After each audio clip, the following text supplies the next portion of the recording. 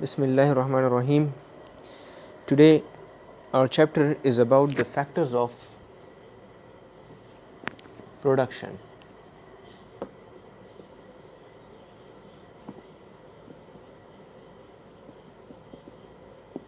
Factors of production को हम उर्दू में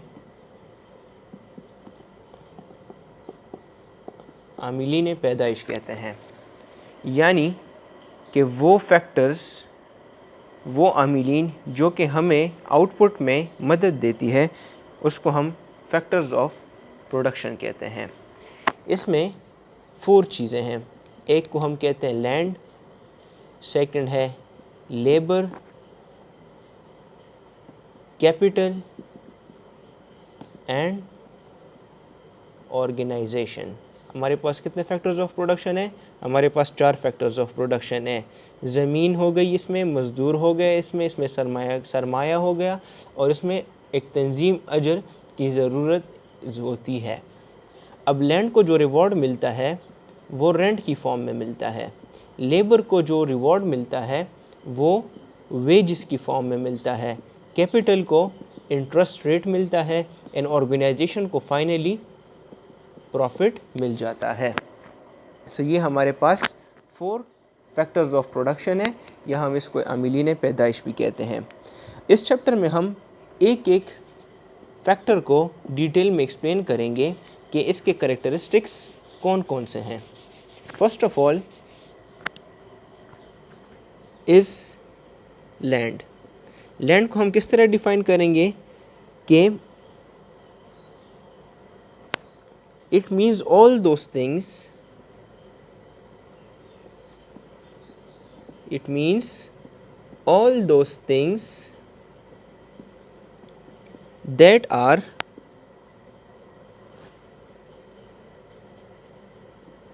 above and under the surface of earth। वो तमाम चीज़ें जो कि ज़मीन के ऊपर या ज़मीन के अंदर होती हैं, उसको हम क्या कहते हैं? वो लैंड में आती है। यानी हमारे पास जितने भी नेचुरल रिसोर्सेस हैं, जितने भी हमारे पास कुदरती वसाइल हैं, वो किस में शुमार होंगी? वो लैंड में शुमार होती है। सो कैरेक्टरिस्टिक्स में जो फर्स्ट नंबर है वो ये है कि it is a free gift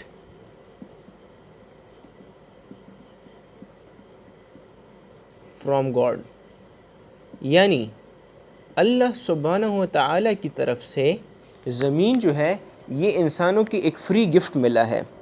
अब ये इंसानों का काम है कि वो किस तरह इससे अपने नेचुरल रिसोर्सेज निकालते हैं, और वो किस तरह बेटर से बेटर तरीके से उनको यूटिलाइज़ करती हैं और अपने जितने भी ज़रूरियात हैं, ज़रूरियात ज़िंदगी हैं, उसको पूरा करते हैं। इसके बाद जो दूसरी खसूसियत है लैंड की, वो है डिफरेंस इन क्वालिटी।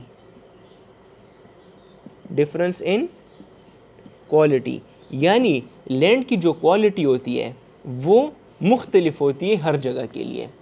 जिस तरह के पीके की ज़मीन है उसकी अपनी एक क्वालिटी है, पंजाब की ज़मीन है वो ज़्यादा फर्टाइल है, सिंध की ज़मीन देख लें, बलूचिस्तान की ज़मीन देख लें, वो उसकी जो क्वालिटी है वो डिफरेंट है। इस तरह अरब ममालिक में देख लें, वहाँ पे ऑयल ज़्यादा है, वहाँ की क्वालिटी डिफरेंट है, वो फर्टाइल नहीं है। सो ये लैंड का दूसरा करेक्टरिस्टिक्स ये है कि इसकी जो क्वालिटी है वो वेरी करती है from place to place.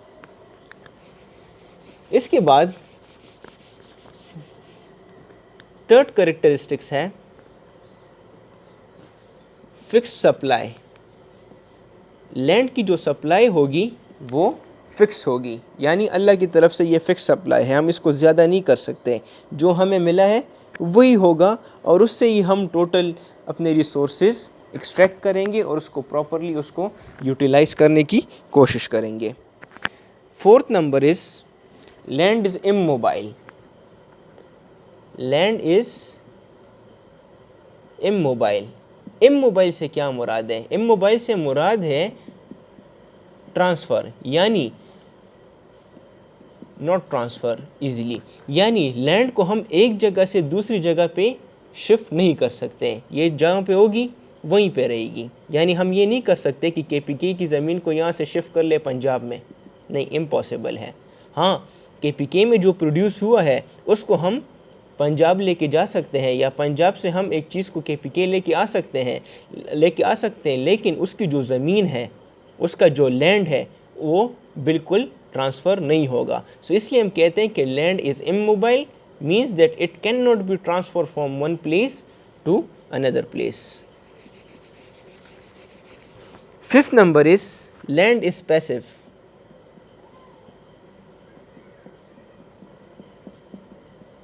Passive से मुराद है इनएक्टिव। लैंड जो है वो खुद ही एक्टिव नहीं होता, उस पर कोई और बंदा या कोई और फैक्टर काम करता है तभी वो जाके एक्टिव होता है। फॉर एग्ज़ाम्पल, एक ज़मीन है, ठीक है, उस पर एक मज़दूर जो है या एक ज़मींदार फसल उगाएगा, तब जाके वो हमें एक प्रोड्यूस देगा। अगर उस पर मज़दूर काम नहीं करेगा तो वो बंजर की बंजर रहेगी। सो लैंड इज़, इसलिए हम कहते हैं कि लैंड इज़ पैसिव। इस तरह अरब ममालिक में ऑयल है, अगर अरेबियंस जितने भी इंजीनियर हैं या मज़दूर हैं वो उन कंट्रीज से ऑयल एक्सट्रैक्ट ना करें तो वो आपको ख़ुद ऑयल नहीं दे सकता। यानी लैंड पे आप ख़ुद पहले काम करेंगे तब जाके वो एक्टिव होगा आपके पास, वरना नहीं होगा।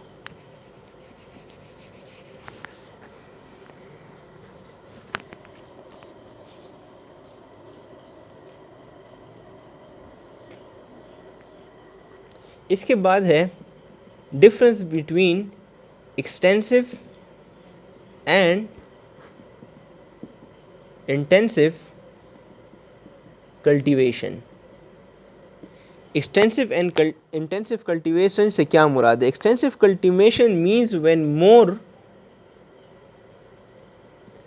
लैंड इज ब्रॉट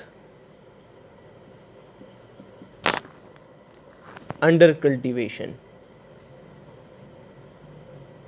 यानी हम ज़्यादा से ज़्यादा ज़मीन को यूज़ करें फसल उगाने के लिए, उसको हम एक्सटेंसिव कल्टीवेशन कहते हैं। और ये ज़्यादातर उन ममालिक में यूज़ होता है ये प्रोसेस जहाँ की मतलब लैंड बहुत ज़्यादा हो और वहाँ की पॉपुलेशन आबादी कम हो।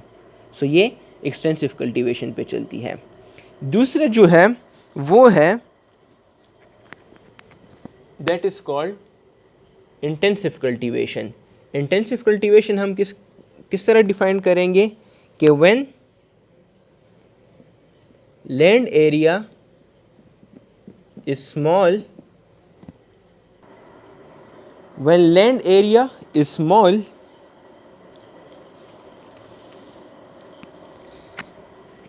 and the population of that country is large, so तब हम जाके इंटेंसिव कल्टीवेशन का प्रोसेस यूज़ करेंगे। मींस इंटेंसिव कल्टीवेशन बेसिकली हम उसे कहते हैं कि ज़मीन हम वो कंट्रीज जिसमें ज़मीन कम हो और वहाँ की पॉपुलेशन जो है वो ज़्यादा हो, तो वो किस तरह अपने कम से कम ज़मीन से ज़्यादा प्रोडक्शन लेती है, तो उसको हम इंटेंसिव कल्टीवेशन कहते हैं। यानी जितने भी हमारे पास यूरोपियन कंट्रीज़ हैं वो इस आजकल ये जर्मनी, इंग्लैंड, क्रोएशिया, पुर्तगाल वग़ैरह जैसे कंट्रीज़ जो हैं ये उसी प्रोसेस पे चलती हैं। वो इस तरह के सीड्स, न्यू टेक्नोलॉजी के सीड्स यूज़ करते हैं या फर्टिलाइज़र्स यूज़ करते हैं, जिसकी वजह से लैंड कम होती है लेकिन उससे जो प्रोड्यूस मिलता है वो ज़्यादा होता है। सो उसको हम इंटेंसिव कल्टीवेशन कहते हैं।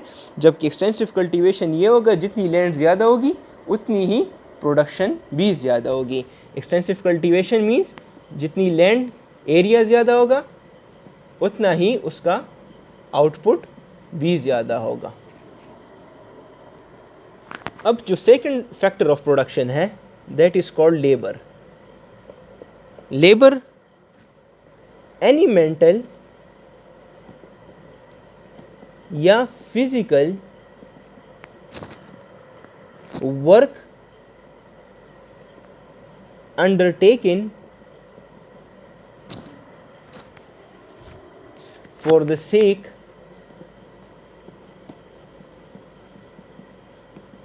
Of monetary reward is called labour. यानी एक बंदा फिजिकल काम करे या वो मेंटली एक काम करे, किस चीज़ के लिए, किस मकसद के लिए, ताकि उसको एक मॉनिटरी रिवॉर्ड मिले। मॉनिटरी रिवॉर्ड मीन्स कि पैसों की सूरत में उसको उस चीज़ की उजरत मिले, वो लेबर कहलाएगा। अब लेबर सिर्फ मज़दूर सिर्फ वो नहीं होता जो कि दिहाड़ी मार होता है और वो सिर्फ कंस्ट्रक्शन काम में मदद देता है, नहीं, हर किस्म का जो बंदा है जो मेंटली काम करता है या फिज़िकली वो काम करते हैं, दोनों, वो लेबर कहलाएगा एक मॉनिटरी रिवॉर्ड के लिए। फॉर एग्ज़ाम्पल टीचर्स हैं, ये मेंटल लेबर कहलाएंगे। डॉक्टर है, ये मेंटल लेबर कहलाएंगे। इस तरह पुलिस को देख लें, वो फिज़िकल लेबर है। आर्मी को देख लें, वो फिज़िकल लेबर है। ठीक है, आम मज़दूर को देखें, वो फिज़िकल लेबर है। वकील को देख लें, लॉयर को, वो क्या है, वो एक मेंटल लेबर है।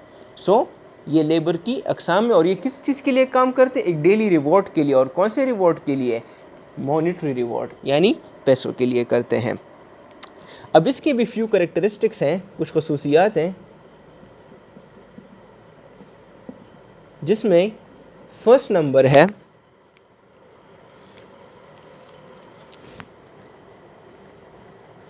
Labour is not storable. Labour is not storable, यानी लेबर को हम स्टोर नहीं कर सकते। यानी किस तरह,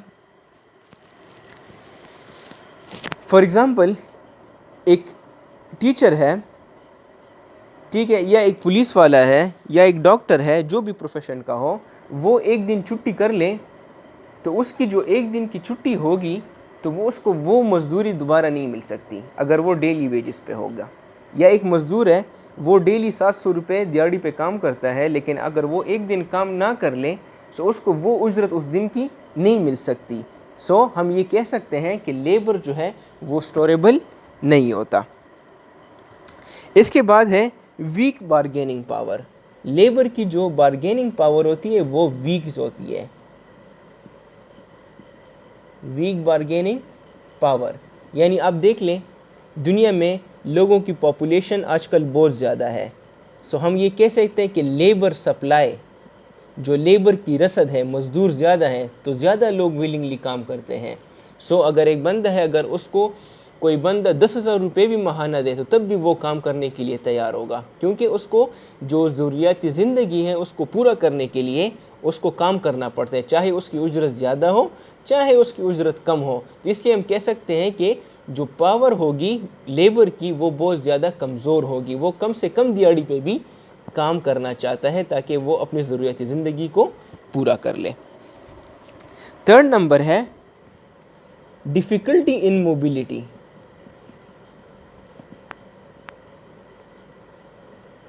अब जिस तरह हमने लैंड का कहा था कि लैंड बिल्कुल इमोबाइल है, इमोबाइल से मुराद ये कि हम उसको बिल्कुल ही ट्रांसफ़र नहीं कर सकते, लेकिन लेबर को हम एक जगह से दूसरी जगह ट्रांसफ़र कर सकते हैं। KPK से पंजाब या पाकिस्तान से यूरोप कंट्री में वो जा सकता है, लेकिन उसकी मोबिलिटी थोड़ी बहुत डिफ़िकल्ट होती है। डिफ़िकल्ट इसलिए होती है क्योंकि अगर फॉर एग्ज़ाम्पल एक लेबर है, वो KPK में रहता है, अगर उसको वो ट्रांसफ़र हो जाए बलूचिस्तान में तो उसको डिफ़िकल्टी ज़रूर होगी, उसको बहुत सी मुश्किलात होंगी, क्योंकि उसका घर KPK में है, उसके जो फैमिली है वो KPK में है। सो उसको मुश्किलात दरपेश आती हैं, तो वो ज़्यादा से ज़्यादा कोशिश करता है कि वो उसका ट्रांसफ़र ना हो। सो एनी केस है, यानी उसको जॉब मिले, अपनी जगह पे मिले, ठीक है, नज़दीक मिले। So labour is mobile but इस mobility is very difficult. Fourth number है labour is an active factor of production. Labour is active. हमने लैंड का कहा था कि लैंड पैसिव है, वो खुद एक्टिव नहीं है, उस पर हम जब काम कर लें तब जाके वो एक्टिव हो जाता है। लेकिन लेबर जो है वो एक्टिव है, वो दूसरे फैक्टर्स ऑफ प्रोडक्शन पे काम करता है तब जाके वो एक्टिव होते हैं। लेबर मशीन यूज़ कर सकता है, लेबर ऑर्गेनाइजेशन चलाता है, लेबर लैंड को फर्टाइल बनाते हैं, उस पर मेहनत करता है। तो हम कह सकते हैं कि लेबर जो है वो बहुत ज़्यादा एक्टिव है, फैक्टर ऑफ प्रोडक्शन है। फिफ्थ नंबर है capital is created due to labour. जो कैपिटल है वो भी लेबर की वजह से क्रिएट होता है। अगर एक मशीन है, ठीक है, एक फैक्ट्री में यूज़ होता है, लेकिन वो मशीन किसने बनाया है इनिशियली? वो भी एक लेबर, एक मज़दूर ने बनाया है। पैसा है, फाइनेंशियल फॉर्म में है। अगर एक बंदा है वो एक प्लॉट ख़रीदे तो कहाँ से ख़रीदा है? उस लेबर ने मेहनत की होगी, तब जाके उसको वो सरमाया मिला है। ठीक है, सो हम ये कह सकते हैं कि capital is created due to labour. इसके बाद है difference in efficiency. Difference in efficiency यानी हर एक लेबर का जो पोटेंशियल होता है वो दूसरे से बिल्कुल मुख्तलिफ होगा। कुछ लेबर इस तरह होंगे कि वो ज़्यादा एफिशिएंटली काम करेंगे, कुछ लेबर इस तरह होंगे कि वो ज़्यादा एफिशिएंट नहीं होंगे। फॉर एग्ज़ाम्पल आप एक पुलिस की मिसाल ले लें। ठीक है, पुलिस में आप देख लें सारे लेबर्स हैं ना, हुकूमत गवर्नमेंट ऑफ पाकिस्तान के लिए काम कर रहे हैं, तो वो क्या होंगे? कुछ ज़्यादा एफिशिएंटली काम करते हैं, कुछ कम एफिशिएंट होंगे। इसी तरह आप एक अकाउंट ऑफिस चले जाएं, ठीक है, या किसी सेक्रेटरीट या डायरेक्टरेट चले जाएं, तो वहाँ पे देख लें कुछ ऐसे लोग होंगे जो ज़्यादा एफिशिएंटली काम करेंगे, लेबर होंगे, कुछ ऐसे होंगे कि जो बिल्कुल काम ही नहीं करेंगे। सो एफिशिएंसी में वो एक दूसरे से बहुत ज़्यादा मुख्तलिफ होते हैं। Now the third factor of production is capital. Definition पढ़ने से पहले जनरली मैं आपको बता दूं, कैपिटल जो है वो दो फॉर्म्स में होता है। एक हमारे पास होता है फिज़िकल कैपिटल, यानी जितनी भी मशीन्स वगैरह जो कि प्रोडक्शन में मदद देती हैं वो फिज़िकल कैपिटल कहलाती हैं। सेकंड है फाइनेंशियल कैपिटल, यानी जितनी भी मनी हमारे पास पैसे सरमाया मौजूद होता है जो कि हम फर्दर प्रोडक्शन में यूज़ करते हैं, उसको हम फाइनेंशियल कैपिटल कहते हैं। So capital is the third factor of production and it is divided into two forms. One is known as physical capital,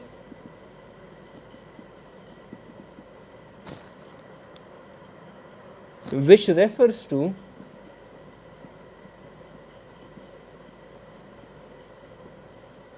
machines,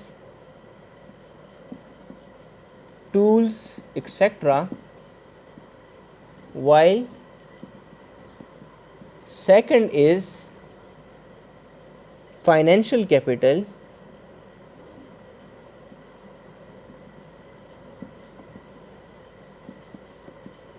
that refers to part of money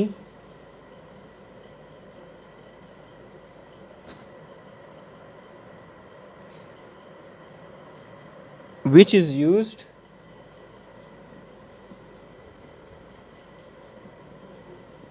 for further production. देखिए, capital जो है वो एक third factor of production है, third आमिलीन पैदाइश है, जो कि हम दो कैटेगरीज में डिवाइड करते हैं। एक को हम फिज़िकल कैपिटल कहते हैं। फिज़िकल कैपिटल वो कैपिटल होता है जो कि मशीन, टूल्स वगैरह जो कि प्रोडक्शन प्रोसेस में यूज़ होती है, वो फिज़िकल कैपिटल कहलाती हैं। And the second is financial capital. Financial capital दूसरा है जो मनी फॉर्म में होगा, जो कि हम फर्दर प्रोडक्शन पर्पस के लिए यूज़ करते हैं, सरमाया यूज़ करते हैं, that is called as the financial capital. Now characteristics of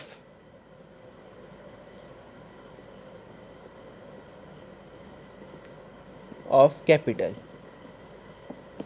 capital सरमाए की कौन कौन सी खसूसियात हैं?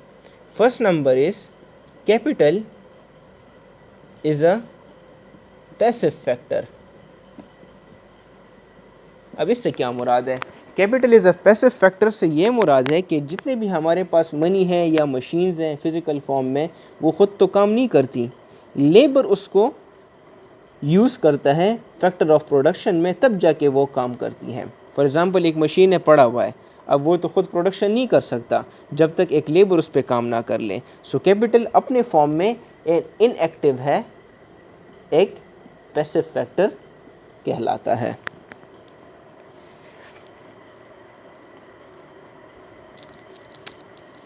तो हम ये भी कह सकते हैं कि capital is the result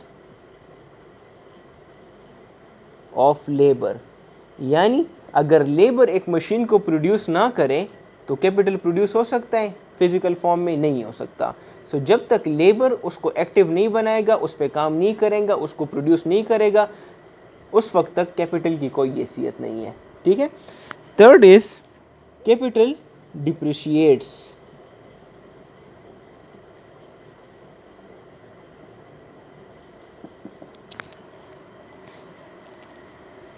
capital depreciates due to time. जिस तरह टाइम पास होता है, मशीन्स वगैरह में क्या होता है, उसमें वियर एंड टीयर कॉस्ट आता है, यानी उसकी मुरम्मत के अखराजात आते हैं, उसकी जो मशीन की क्वालिटी है वो विद पैसेज ऑफ टाइम कम होती जाती है। तो ये क्या है, ये कैपिटल डिप्रिशिएट है। यानी फ़िज़िकल फॉर्म में आप देख लें जितने भी मशीन टूल्स हैं वो with the passage of time उसकी जो पोटेंशियल है, जो उसकी जो एफिशिएंसी है, उसमें कमी वाक़या होती है। ठीक है। सो हम इस तरह कह सकते हैं कि कैपिटल जो है वो डिप्रिशिएट होता है। Capital is mobile. Capital is mobile. Mobile से मुराद ये है कि ये इजीली ट्रांसफ़र हो सकता है। क्या हो सकता है, इजीली ट्रांसफ़र हो सकता है। जिस तरह हमने इससे पहले पढ़ा था कि लैंड बिल्कुल इमोबाइल है, यानी लैंड को हम एक जगह से दूसरी जगह नहीं लेके जा सकते हैं। इस तरह लेबर है, लेबर मोबाइल है लेकिन वो डिफ़िकल्ट होगा, वो कोशिश करेगा कि अपने एरिया में रहे।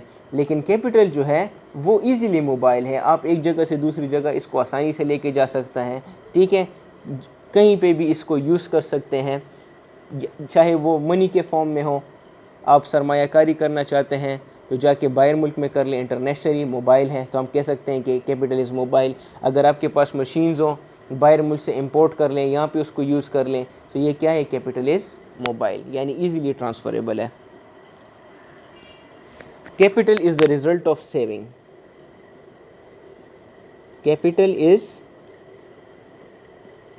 Result of saving. देखें इससे क्या मुराद है। कैपिटल जो है वो सेविंग्स की वजह से आता है। हमारी आमदनी जो है, हमारी जो इनकम है, इनकम आमदनी, वो दो हिस्सों में डिवाइड है। एक को हम कहते हैं consumption and the second one is saving. For example एक टीचर काम करते हैं, उसको मंथली वेज तनख्वाह मिलती है, वो तनख्वाह के साथ क्या करेगा, या वो उसको कंज्यूम करेगा यानी सर्फ करेगा प्रोडक्ट्स ख़रीदने में, या उसको वो बचत करेगा। लेकिन वो अमाउंट जो उसको सेव कर ले वो कहाँ पे जाता है, ज़ाहिर बात है वो कैपिटल में जाते हैं। वो जाके इसको क्या करेगा, इन्वेस्ट करेगा, कारोबार में इन्वेस्ट करेगा, ठीक है, या किसी और चीज़ में उसकी इन्वेस्ट करेगा। सो ये क्या कहलाता है कि capital is the result of saving. Capital जो हमारे पास आता है वो इस सेविंग की वजह से आता है।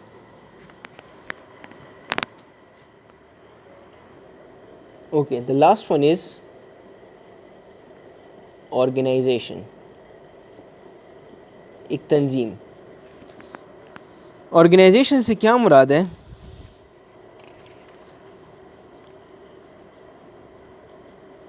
organization means it is a process of combining other factors of production by an organizer. It is a process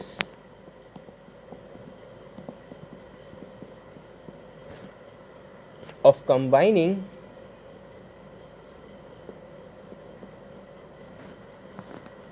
other factors of production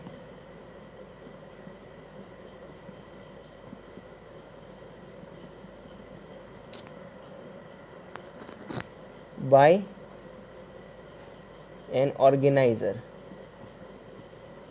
यानी कि ऑर्गेनाइजेशन बाकी लैंड, लेबर एंड कैपिटल को ऑर्गेनाइज करता है ताकि वो प्रोडक्शन प्रोसेस में हमें मदद दे सके। इसको हम ऑर्गेनाइजेशन कहते हैं। इसके भी हमारे पास फ्यू कैरेक्टरिस्टिक्स हैं। ऑर्गेनाइजेशंस की कुछ खसूसियात हैं। First number is business plan initiation. Business plan initiation यानी सबसे पहले बिजनेस का प्लान कौन बनाता है? वो एक ऑर्गेनाइजेशन, एक तंजीम बनाता है। वो हमें बताता है कि एक बंदे को कौन सा बिजनेस स्टार्ट करना चाहिए, कौन सा प्रोडक्ट प्रोड्यूस करना चाहिए, कहाँ पे प्रोड्यूस करना चाहिए। सो प्लान कौन इनिशिएट करता है, कौन इब्तिदा करता है उसकी? वो एक ऑर्गेनाइजेशन में एक ऑर्गेनाइज़र उसकी इब्तिदा करता है। Second is hiring of factors.